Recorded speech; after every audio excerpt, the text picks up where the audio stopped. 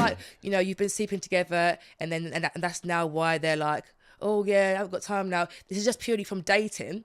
Yeah. And you're going on nice dates and you're getting along, and then, oh, you're a bit too far away. But at the beginning, I literally said, do you think the distance is a bit far? No, it's fine. Now we're on the third. Okay, I'm really curious because it means that he had a lot of interest and attraction to you in the beginning, and then throughout dating within the first month, something switched. So like, tell us like the last situation that happened. So last situation, yeah, literally under an hour, so 50 minutes away. It's quite far, but I wouldn't call it long distance, really. No, I 50 wouldn't call it minutes. long distance. I wouldn't call it long distance. Do you know what I mean? Like you can do that. And I even put at the beginning of the conversations, like, you know, is it, oh no, that's fine. I said, well, yeah, still under an hour, so good. First date, amazing. Went really fancy, like fish place, brilliant. Planning a second date, all going really well, FaceTimes, calls, all that. And then suddenly, I don't think I could ever move out of this area. And I know you won't move out of your area. So before we get into anything deep, maybe we should just call it a day.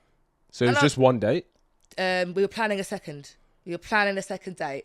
Okay. And then literally, and this is like every day calls, FaceTimes, and then literally out the blue, I've been thinking about it, and I don't know how it would work long term because I'm not going to move out of my area. You're going to stay in your area, and I just think the distance. And I was like, but this is really what I was trying to avoid. This is why I brought this up at the beginning stages, and it wasn't an issue then. Yeah. So a couple of things that come to mind. One, I think the distance thing he's using as an excuse. I don't think that's the real reason. Yeah. I think that's the real reason. You know, you said you were kind of talking all the time. Yeah. Was that something that you were like wanting or like more instigating in a sense of you're like, oh, you know, you really value consistency, you want to talk every day and stuff like that? Was that something that you were like, this is what you want, and he was fulfilling that? Or was that something that he was kind of doing off his own back? Yeah, sometimes it was actually quite a very balanced thing. So sometimes it was me messaging first, sometimes it's him messaging first. Yeah. I know not everyone likes video calls, but sometimes he'd be like, do you want to do video calls? So it seemed quite balanced, hence why I was quite optimistic about it. Yeah. You know? So it was kind of quite a big switch when nothing had actually gone wrong. We hadn't slept together either. Yeah. So there's so many things that confused me about that whole situation because I just don't really know what actually went wrong. How old was he? What am I? I think he was 39 or 37. Yeah. Okay. So not even a massive age gap from me. And I'm curious because I love figuring this stuff out, right? Because I want to see if we can figure this out, right? So, did you have any kids? Yeah. Okay. Who lived with him. She was obviously like a late older teenager. Yeah. Oh, okay. Yeah. But obviously I have my son who obviously lives with me. Yeah, of course. So it was like quite a nice thing to have.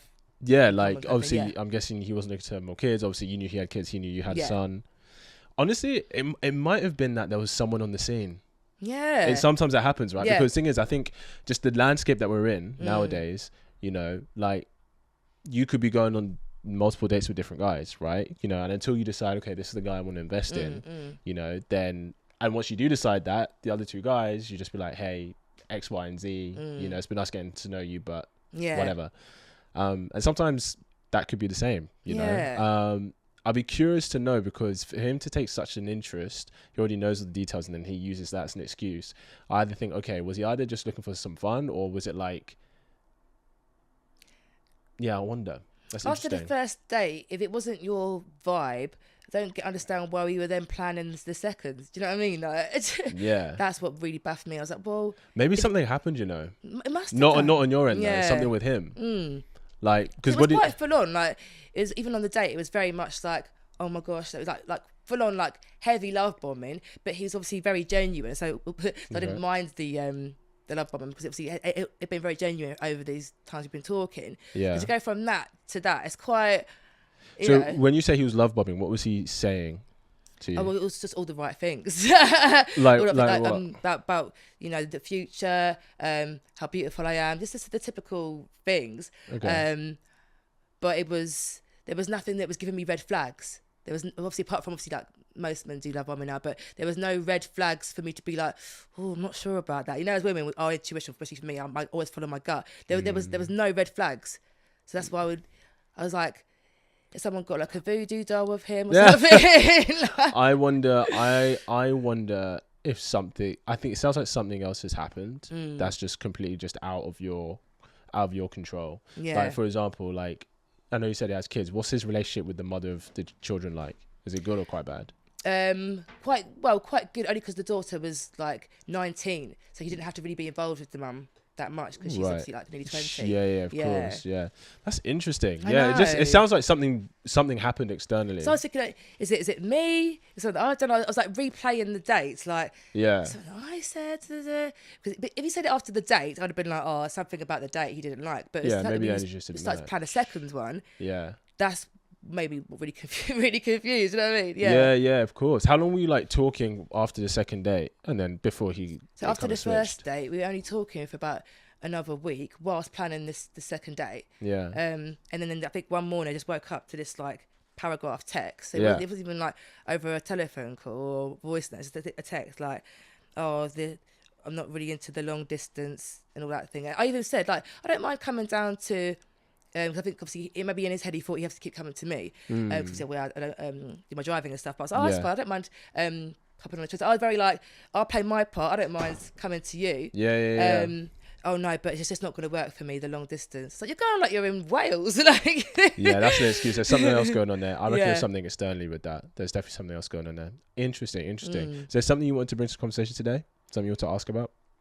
Yeah, for me, I think like consistency is like so important. It just seems like no one is consistent these days. Okay, what does consistency look like to you? Like if you're going to start off a certain way, and Yeah. these are the expectations that you have given me as to why I'm then attracted to you, or why I'm thinking like, oh, this could be a potential. If that starts to then suddenly become not consistent, naturally I'm going to feel away because you've shown me a different side of you that I've been attracted to, and then you're now changing it. If you showed me that your non-consistent side originally, it might be like, oh, this is not for me. Sure. Yeah. Get that. So when you say consistent, do you mean like the messaging and talking every day? Yeah. What do you mean? Messaging, talking, planning stuff, even if it's just like a little lunch. It could be a thing major. Yeah. But it's those type of things, especially the actual communication, because everyone's busy. I understand that. Yeah. But definitely like the, hope your day's been all right. It's actually the little things. But then if it goes from that every day to suddenly nothing, it's a bit like, oh, so if this is the real you and that's the facade, I don't actually like the real you. So just show me that in the first place. Okay, I get that. I get Yeah. that. And I'm not saying that sometimes guys can't be really full on and pull back for maybe they started, dating someone else or whatever. But I think one thing we have to be careful of is just because a guy starts by messaging you every single day, you're not entitled to that. So, like, and don't get me wrong, I get it's nice. It's like, okay, yeah, this consistent communication, which is great.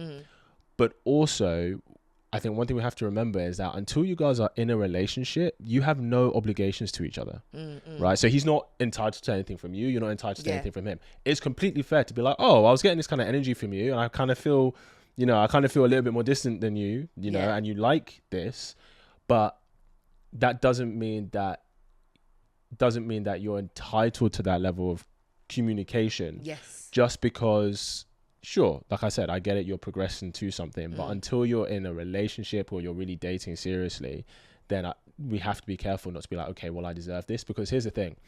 If a guy was like, oh, when we first met, we sleep together, and now sometimes you come over and we don't, like, you started with that consistency, and now it's got to a point where, like, sometimes you do, sometimes you don't. Like, is he entitled to sleeping with you? Is he entitled to your body just because that's how you started? Yeah. Do you see what I'm saying? Yeah, that makes sense. Yeah. But then this is why I'm saying is, how far in dating are you actually going? But if they go from wanting to see you to then just not wanting to see you, then that's like a difference between being consistent and just kind of maybe a lack of intention now. Yeah. Does that make sense? Yeah, 100%. Yeah. Because I guess one thing I would ask you is, what's one thing you feel you recognize in men now that you didn't before?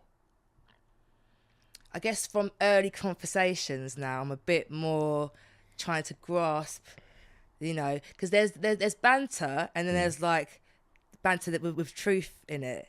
Okay, like what?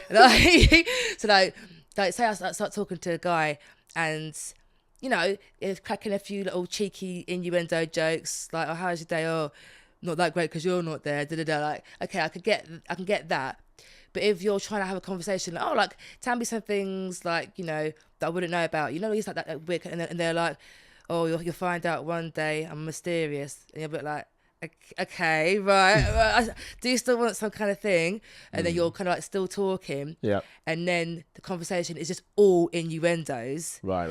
I like banter, but I definitely can spot now if you just want fun from your innuendos. Sure. Whereas before, I'd be like, oh, he's just so funny. Oh, it's just banter. Completely ignoring the fact that there's some truth in these innuendos. He just wants... Do you know what I mean? Hope you really enjoyed that clip. If you want to watch the full episode where that clip is from, then I want you to click right here where you can watch the full episode. And if you're ready to claim your man today, enroll in my program below, and I'll see you there. Wishing you an amazing...